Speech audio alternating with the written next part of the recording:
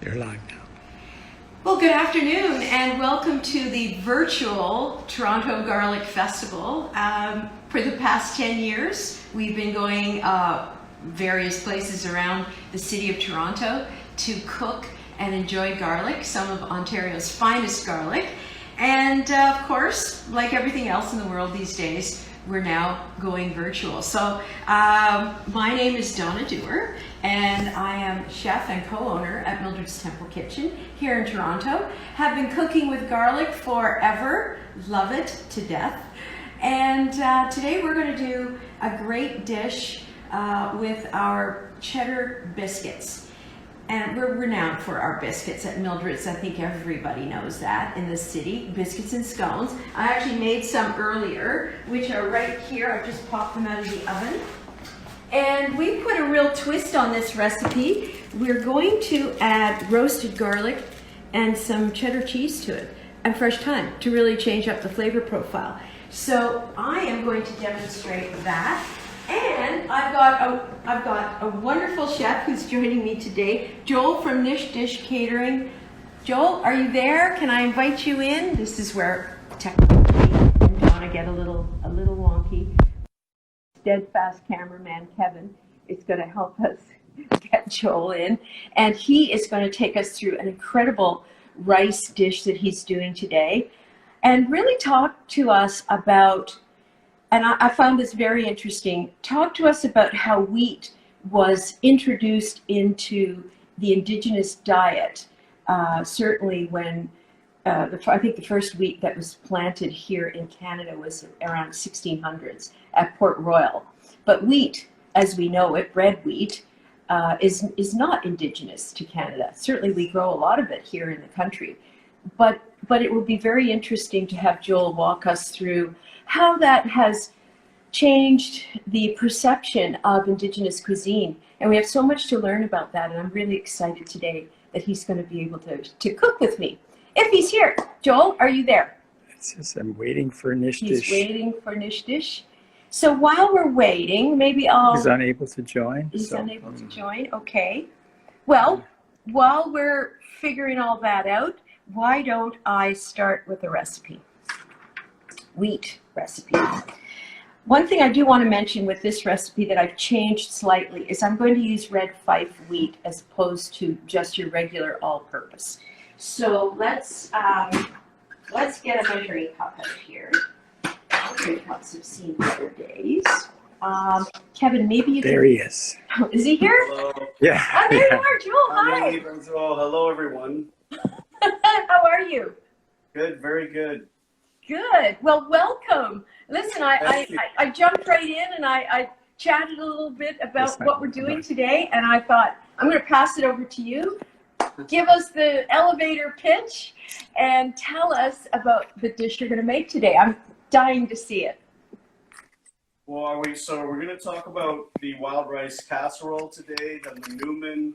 Manoomin is how we say wild rice in my language. I'm Anishinaabe, I'm Ojibwe and Algonquin.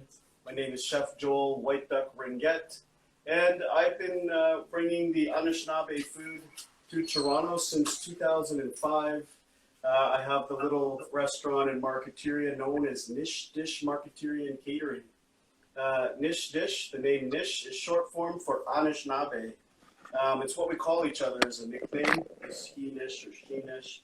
And today we're going to work at a recipe that is most frequently requested at our restaurant, and you can do all kinds of things with it after it's made, and that's the wild rice casserole. Wasn't sure if we were going to talk a little bit about Big Bannock and the history of it. Yeah, Joel, you know what? I think that's a great idea, because I think that the perception that people have is that Bannock is an Indigenous dish, and really, and I'm just from my brief interaction with you in these last few days, I'm really stepping back and revisiting even wheat and how wheat is so embedded so much in our modern day diet, and just stepping back and really taking a look at how the agricultural landscape of this country has changed over hundreds of years. So yeah, tell us about it. It really has altered. It's a huge part of the history of Canada, because originally, after a great, like millions, a great food source for many of our Indigenous nations was completely decimated and eradicated intentionally by the government, which is the buffalo, of course. We've all read about the history of the slaughter of buffaloes. And this was the main food source for many, many nations. And the buffalo came as close, as far as we are right now, into what is now. Hi, Joel. Dominant then. But after the buffalo were decimated, we then see one of the very, very first wheat company come into Canada known as Red Fife. And it begins to plant this new plant that is a new species that's brought here, which is known as wheat today. And of course, many of our diets are filled with wheat. Almost everything we eat, anything bread related, is made from wheat. There are all kinds of different flours that we have access to now. But this is what happened in a nutshell. So it's really, really a tiny piece of history. Our nations were put onto reserves. Not something we wanted. We were put onto reserves, small plots of land, and then fishing, hunting, and trapping was outlawed. That's an important part of Canadian history. To know that our first Prime Minister made that a policy, that was legislation, and then our way of life became, to get our food sources, became illegal to do so. And as a systematic trade-off, the government said they would bring rations to our communities so that people wouldn't starve out. So you want to find out a lot more about that history with the relationship of John A. MaCDonald and these policies that were set to essentially, what we say, assimilate, but really eradicating a people's access to food is genocide. So these are harder questions, but all Canadians need to know about it. And that's how it directly impacted Indigenous people's diets. So we were brought flour, sugar, salt, a few other things to our reserves, and we had to make food out of it. So Indigenous people, incredibly resourceful, my ancestors, found a way to make this bread, which is based on something called Bannock, which is actually a Scottish recipe. So we borrowed a recipe and did what we could with it. We, improvised with our own animal fats and created this type of fry bread that we could fry over a fire. And as time went on, we began to bake it and do other things with it. And it tastes delicious. We all love it. I love it, except that most Indigenous people can't digest it because it's a very new plant. It's only been here for a few. So, Joel, you mentioned. Sorry. Yeah, you're talking about the inability to digest wheat, and Yes. we know how challenging that is. We also know that wheat is in just about everything we eat. You're absolutely right. But to take the diet of a whole nation of people and to take it in a whole new direction. You're absolutely right when you say genocide, and to use food as a political gain. It is quite shocking to think that in our country, Canada, that we don't stop and think about that, do we? And I think there's a great opportunity to educate people about the history of the country and talk to it through food and through the land, trapping, hunting, fishing. And I'm really. It's also really now, just so that people know, so the audience knows, it's really accessible information. You can actually find the quotes, because back in those times, politically, you were allowed to say these things. You were allowed to say, like John A. MaCDonald is actually quoted in the Parliament telling everyone that he's doing everything he can to halt and delay the rations of flour to the Indigenous people, to starve those Indians out. They are his words, and they are accessible. You can find them online. Of course, these things were all documented. So it's important to understand those things, but then for our purposes as Canadians and First Nations people, Indigenous people, and the allyship, to bring that piece of education. And then that sort of leads us into talking about this most incredible, valuable food source, which is manoomin. In my language, this is the wild rice. This also, maybe more accidentally eradicated or not, maybe just a lack of understanding that this particular food source was rampant all over Ontario, and anywhere where there's a low-level lake, this food source cleans the water, and it feeds over 2 million species of birds, animals, insects, fish life. It's really important that Canadians think about how to bring this food source back, and it's super healthy for all of us to eat. So today, this food source comes all the way from Indigenous people in Saskatchewan. So it's really, really something, it's a really unfortunate demise that we find ourselves in today, that we can't get this food that was grown rampantly all around us anywhere enough to feed people within the city. There are natural wild rice sources, but they're just not available enough in quantity to bring to the restaurant. Right. A good friend of mine, James Waitung, shout out to him for being an incredibly brave and courageous lover of this food and dedicating his life's work to bringing back the Minoman at Curve Lake and in Rice Lake. Chimigwech, and we'll begin with the recipe now. Okay. This is a gluten-free and vegan recipe because, of course, all Indigenous food was gluten-free and also vegan if it didn't involve any meat source. So all of our plant food today, we can see here before me, you'll see that there are mushrooms in this dish. There are all kinds of peppers, and you can put these peppers, any ones you want. It doesn't have to be the array. I love the array because I love the different flavors, and I love all the color of it. We have a little bit of celery that we're putting in the dish, and we have some onion. So all of these vegetables are going to be sauteed in olive oil. And what we want to do is chop them up in fine portions, just like you see here. And then we're going to saute them in olive oil. And then, of course, our prized ingredient today is the garlic. So garlic, you can use all different types of garlic. We like to use wild garlic. This isn't wild garlic right here. This is a very accessible source that you can get from any grocery store. It's locally grown garlic. And you can chop this garlic just as you see it here into small pieces and saute it with all of these vegetables into a pan with olive oil, or you can crush it.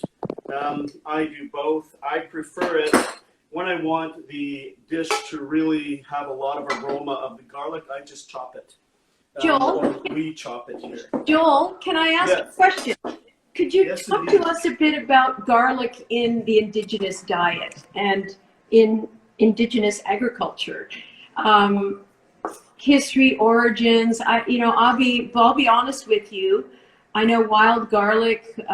We certainly see popping up, but again, garlic, like wheat, has come from all over the world. So could you talk a little bit about that? There's not a great deal of information about wild garlic for us to be able to access. We get wild garlic from some of the local nations, along with wild ginger, which people also don't know that grows here. So in terms of it being in our recipes, we know that it was used in the recipes from our grandmothers, our kukums, that's the name for grandmother in our language. They share the different recipes that wild garlic was used in. But like a lot of our plant life, we make tinctures from them. And all of the plants, of course, have healing remedies. So garlic is full of antiviral and antioxidants that really help our immune system. And so we would have been making this in different dishes to help boost our systems. And of course, our food is used in a way as a medicine that's used before you ever get sick. It's constantly in your diet. You don't wait till you have symptoms and then you start eating garlic. Sort of like how we're told nowadays, if you're getting cold symptoms, start cooking with garlic to help prevent a full-blown cold. But this is something that would be used in everyday diet, along with all our medicinal teas, and this would have been used in a tea as well. Not this. And if you look at modern a modern diet today, food is not medicine.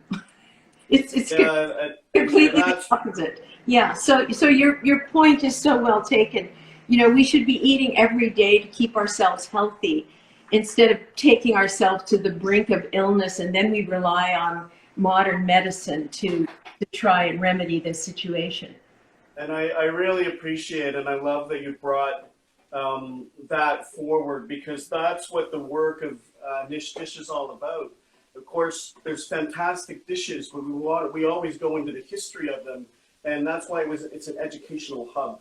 So we talk about the history of Manoomin, we talk about the history of the plants, and we talk about the medicines and how they were harvested and what all their uses are for. And most importantly, we talk about the spirit plate. So the spirit plate is a small plate that we would put down for all of the ancestors who went before us, and we would be inviting them to our food. So a little bit of everything on the dish goes on the spirit plate along with our medicine, which is sema. That's the ancestral indigenous tobacco that we pray with. We put that on the plate and we invite our loved ones to that feast to honor them. So you can see that food had a lot larger purpose in our everyday lives, and that's something that we love to share with the community and the people who come into Nishdish. And you know what, Joel? We've lost that respect for food in our modern society. We have tremendous waste, you know, especially in North America. When you stop and think about the statistics that are out there that speak to how much food that's grown and processed in North America, about 40% of it ends up in the garbage or landfill. Absolutely. And you know, it's just that lack of respect and understanding that we have for something that's so vital to our existence and our well-being. It's absolutely that, and I think if you were going to put it in a way to articulate it like into language, we're really talking about our relationship with the land, which is why so many people ask, why are First Nations, Aboriginal, Indigenous people always talking about the land? That's because we have a direct relationship with the land in which we have a covenant that we are supposed to respect the land. Everything we do is about what the land provides for us. So we, in return, have to give back to that land and take care of it. Now, if you saw what I saw in the wild rice ceremony, you would never eat wild rice again the same, or any rice for that matter. If you see the First Nations, Indigenous wild rice ceremony, it brings a whole new level of understanding of our responsibility to the land and what this wild rice means when we eat it. So we love to share that with you today. Right now, we're sauteing up the vegetables that are going to be combined with the wild rice. And because this rice is so hard to get and so expensive, we combine it with the brown rice and we mix them together. I like to steam rice to keep all of its nutrients and properties in it. But of course, you can stovetop it.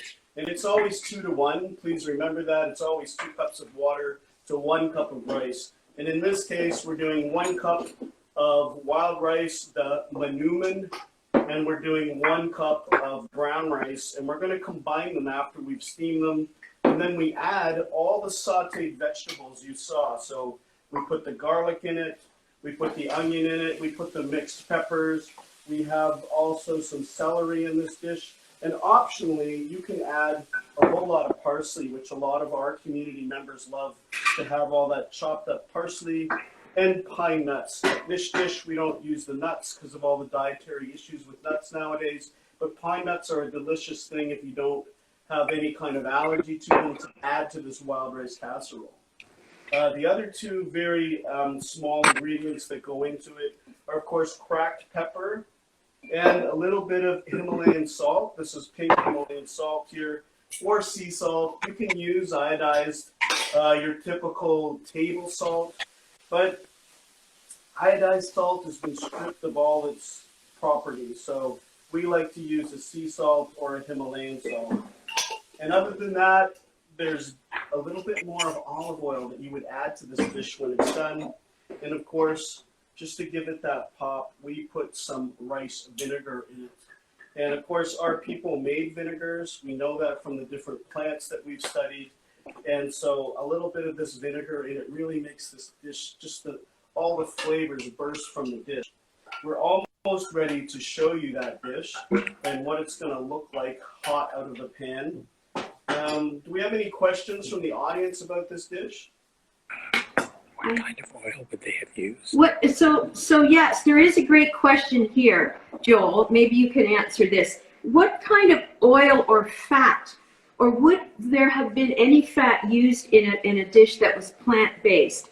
But you know, you're using olive oil, which we use all of. There definitely were nut oils that we had access. Okay. Sunflower. And Sunflower. sunflower oil, would that have been an oil that might have been used, or crushing the sunflower seeds, something like that, maybe? It's frozen. We're just a bit frozen. We shall unfreeze in a moment.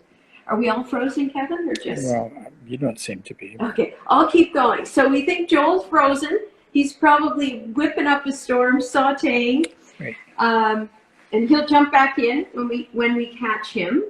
So why don't I jump into the recipe that I'm doing today? I've got, we've gotten a little ahead of ourselves because we know everybody's anxious to get outside on this gorgeous day.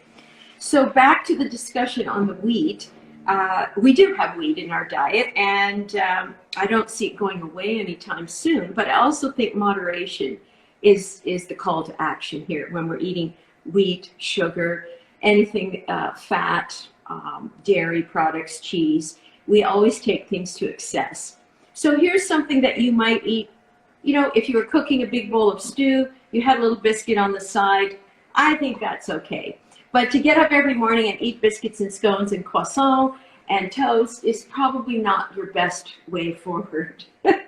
So, as I mentioned earlier, I've added cheddar cheese, grated cheddar cheese, into this basic buttermilk biscuit recipe, and some crushed roasted garlic.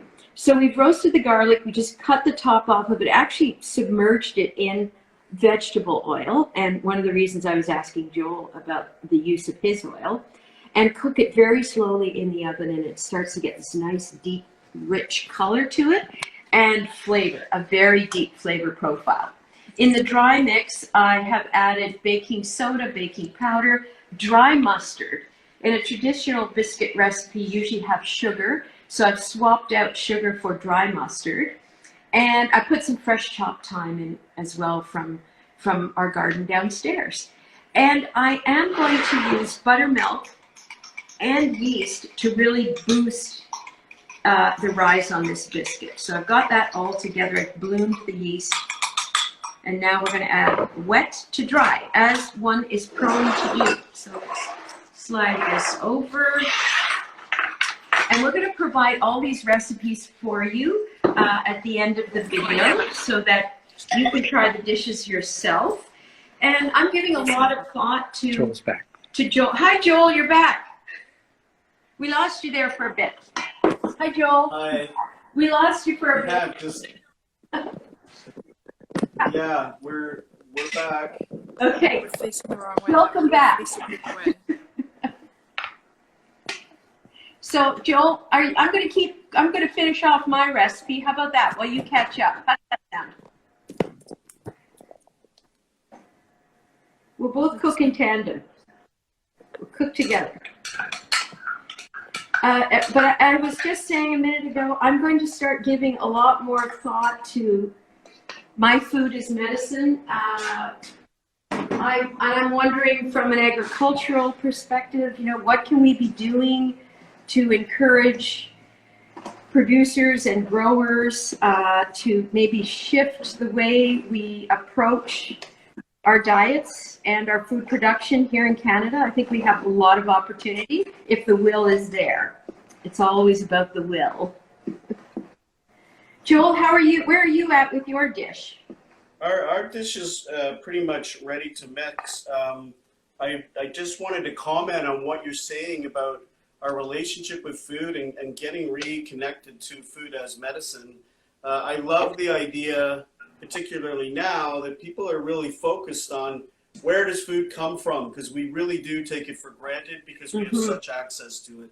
So gardening is a big thing. We do a lot of teaching of it at Nishdish through our business Minikin to teach. We've got to get up to Nishdish and have a visit and have a big tour. And you're not far. You're just up the street from us. Well, I've unfortunately, my restaurant is no longer open at that location. We're still catering, and we're going to diversify our marketeria and create our products online until we're ready to open a new location just west of there. Good. So for now, Nishdish continues to do its teaching and its gardening, its Indigenous teaching and teaching gardens. And we've got a GoFundMe online that you can find at Nishdish Marketeria Catering that is going to help us with this transition to diversify our products and make them available to the public as a grocery store, a First Nations grocery shop. So at this time, we're just going to add the sauteed vegetables to our wild rice and our steamed rice. Oh, that's plenty. It looks beautiful. It smells fantastic. Oh, I can smell it from here. Well, I have them with your biscuits, and it'll be just something else. So we're mixing around our wild rice. You can see my lovely partner, Laura, here. You can see her hands. Hi, Laura. She's mixing up the food for us. And, you know, the last little ingredients that we're going to put a tablespoon of this, which is the rice vinegar. You can use any rice vinegar. We'll put that in there. So 1 or 2 to taste. It depends on how much of this you like. So always put 1 in and then taste the rest. And then a little bit of cracked pepper. Himalayan salt in this case, just to taste. And a little bit of olive oil that we have here. And this dish is done. I mean, really, it's really simple, and those are the kind of recipes I prefer. Pretty straightforward and simple, and then you get the super wholesome food. And this food will take you a long way. Now, you can add this to almost any dish. We put this right inside omelets, and it can become like a wild rice casserole omelet. We also use it for all kinds of sides with any main, and it's vegan and gluten-free. I think I've got that. I think I've got that on the menu tonight for supper. And now, Joel, tell us about your GoFundMe campaign, because I think this is really important work that you're doing, and I do think people are really keen to learn more, and they need, they just need a little nudge. Where do you go? Like you say, all this information is out there, all this knowledge, but how do we create a hub, which it sounds like you're doing, so people can come together and really learn and understand about the cuisine, and just see how they can partake. How can they change the way they eat? So through Nishdish, we've created a series of different ventures. One of them is called Ojibwakan Indigenous Cultural Network. It is now a not-for-profit that's taken over the Nishdish Gardens. So Nishdish created 3 different teaching gardens. 2 of them are in the city. One of them's out at a beautiful site called Crawford Lake Sanctuary, which is en route to Guelph. It's a former historical site of the Huron-Wendat, and it's been recreated with a lot of the different longhouses out there. And of course, we have this fantastic Three Sisters garden there, along with the sunchokes, which also are known by the name as Jerusalem artichoke. Mm-hmm. But the sunchoke is actually our staple food for Indigenous people throughout this area, and it grows much further north and west of here and east. So sunchoke's a fabulous food. You can learn here. We have it in a few of our gardens at Ashbridges Estates and at Christie Pitts. We have a garden there. And we have a small teaching garden at Bickford Center at 777 Bloor Street West, along with all of our Indigenous murals there that teach about the plants. So there's a lot to learn for people to join in on. Ojibwakan gives teachings online for little ones and caregivers. to learn about Indigenous gardening and our Indigenous agroecology. That can be done, even in containers. We teach about that too. If you don't have any space or land to work on, you can do it in your balcony or right inside your window. And Um, Joel, another thing I wanted to ask you about is the dish with one spoon treaty, because I think that is so telling and speaks to the importance of, we share the land, we share the food, and even in times of trouble or dispute, the one thing that's never there's never dispute over is access to food, to water, to clean food, water, air, and land. And I think that treaty, the dish with one spoon, the Wampum Belt Treaty, I think is really fascinating, and it's a great. Thank you for acknowledging. Did we freeze again? Well, we are. Just Yeah, actually, we freeze up. Still there. part of our logo, you can see right here, one dish, one spoon. It's right on the Nishdish logo, if I can show that to you. Oh, yeah. And what that wampum was about was 24 different nations, more than 24 different nations, Indigenous nations came together around the Great Lakes to discuss at length how we would share the bounty equally around the Great Lakes. There are other wampums that were specifically agreed upon with settlers who came here, and one of those is the two-row wampum. There's many things to teach about these wampums. They are law. They are still active law. These are part of the treaties. These are the agreements that the two communities, which are Indigenous people and non-Indigenous people, came to peaceful terms after many decades, many generations of warring. They decided we would like to end the war and come to peaceful terms here on our great land of Turtle Island. And so there wasn't a battle lost. That's a total miseducation of Canadian people. These were terms of peace that both parties came to agree. Those are what you hear about the treaties. Those are still active law to this day that the Crown has to, and that means the Canadian government as well, has to abide by. So you'll hear a lot about the treaties. Wampum, of course, very important, was actually a physical wampum that was created. And what you're talking about is a belt that was made with beads that has a symbol on it that represents the dish, and then another line into the symbol which indicates the spoon. And that meant that all peoples here would share the bounty equally from one dish, one spoon. Not one person gets more than the other. Yeah. So an incredible teaching shared with our communities, with all of our communities. And then the two-row wampum is about both parties, non-Indigenous people and Indigenous people, sharing the bounty, but they're in two separate canoes, but they're allies, traveling down that river and sharing the bounty together. Well, when you think about, as we're moving towards taking the environment to the brink, and you step back and you think about those treaties, or just the way so many communities respected and used the land, but lived in harmony with the land. And we're so far removed from that now. We're disrespectful of the land. And I do believe in my heart, though, by learning more about the wampum, the treaties, and not just in Canada, we're talking all around the world. I do believe we can heal and we can get back there, and we should. We need to do that for our children. We're just stewards for the next generations, aren't we?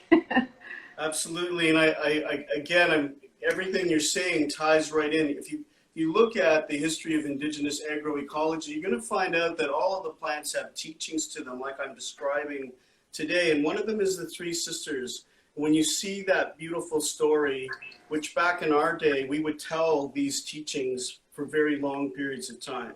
The actual story could take several hours or 4 days to give that teaching. But basically, The Three Sisters is the corn, the beans, and the squash. Those plants grown together correctly actually help revitalize the soil. That is the true teaching. We all, as individuals, have gifts and a role to play in our community, and we are obliged to share our gifts with the community, not just for ourselves, not just for our families, but supporting the overall community like the Three Sisters. And with that, as we take that food, we have to acknowledge that we have to be responsible for the soil and not destroy the soil and leave it arid like the practices of agriculture that have been brought here. We have a responsibility to keep that soil healthy so it can be used again. And that's what the Three Sisters. It's all a cycle of life, isn't it? And it's got to be a sustainable plan. You know, I want to say, I know our time is almost up. We could go on for hours, but I really want, first of all, thank the Toronto Garlic Festival for allowing Joel and I to come on and cook together today and talk about our experiences with food and time in the kitchen and just all the things that we could go on and on about for hours. But I would really want to encourage everybody to go to Joel's GoFundMe page and really make an effort to start to learn. Question. And before we go, we just want to see if we have any questions. Do we have a question? Does buying food from local farmers help in at least a small way to make us better appreciate our land and soil? Oh yes, that's a great question. Does buying food from local farmers help us appreciate our land and soil? Yes, absolutely. I mean, we are so disconnected from the land. We grow up in cities and big urban centers that are concrete roads and concrete buildings. And I don't think we intentionally look to turn away from the land, but we don't give ourselves the opportunity, or our children, the opportunity to go and spend time on the land and to see how hard people work who grow our food for us, because it's not an easy job, and it's 7 days a week, and you're at the mercy of the weather. It's back-breaking work. But, you know, if you talk to farmers and growers, they'll tell you how rewarding it is. They don't complain. And I think we need to make that connection. So your little bits, you start very small, be mindful of where you shop, be mindful of where the food comes that you're buying, be mindful of how you prepare it and sit and enjoy it at the table.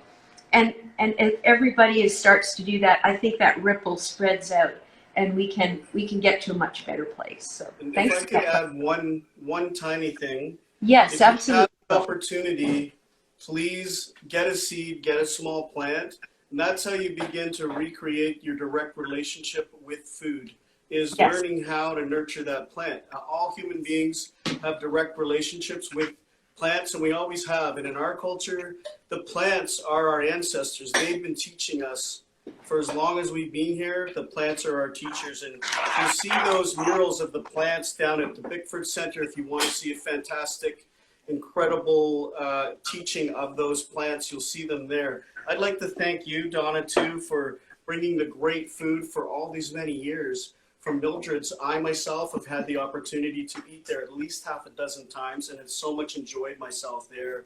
Last time I was there, I actually introduced myself to staff because I rarely get to eat out, and I've had great food at Mildred's Temple Kitchen. Well, thank you. Thank you so much for today. Thank you, Welcome. Garlic Festival. Greatly appreciated, Peter, to have us here again with the Garlic Festival. When do we plant garlic? When do we plant garlic? Question. We have a question, one more question. I think we could stay on for hours asking questions. But the question is, when do we plant garlic? And in fact, In a few weeks. The In a time is few coming weeks. soon. yeah, it's So coming. October Yep, is the best time. It's like for the planting your planting. tulip bulbs. Yeah. Plant your garlic, yeah. Oh, and there's nothing like, you know, I don't understand why more people in Ontario in particular do not commit to buying Ontario grown garlic only, because honestly, if you take garlic from anywhere else around the world and you do a taste test, the difference is phenomenal. And it's the flavor profile. You know it's going to be better for you. And you mentioned this earlier, Joel, about the medicinal values of garlic. But this is how food is medicine. So if there's one thing we come away with today, I would like everybody to commit to going out and buying Ontario garlic, and that's what you're going to cook with for the rest of the winter. So there you go. I'm throwing it out there. And thanks everyone for joining us today, and stay tuned. We're going to send recipes, and we wish you all a wonderful fall and a wonderful harvest. Take care, Joel. And peek at the finished biscuits. See you soon. Peek at the finished biscuits.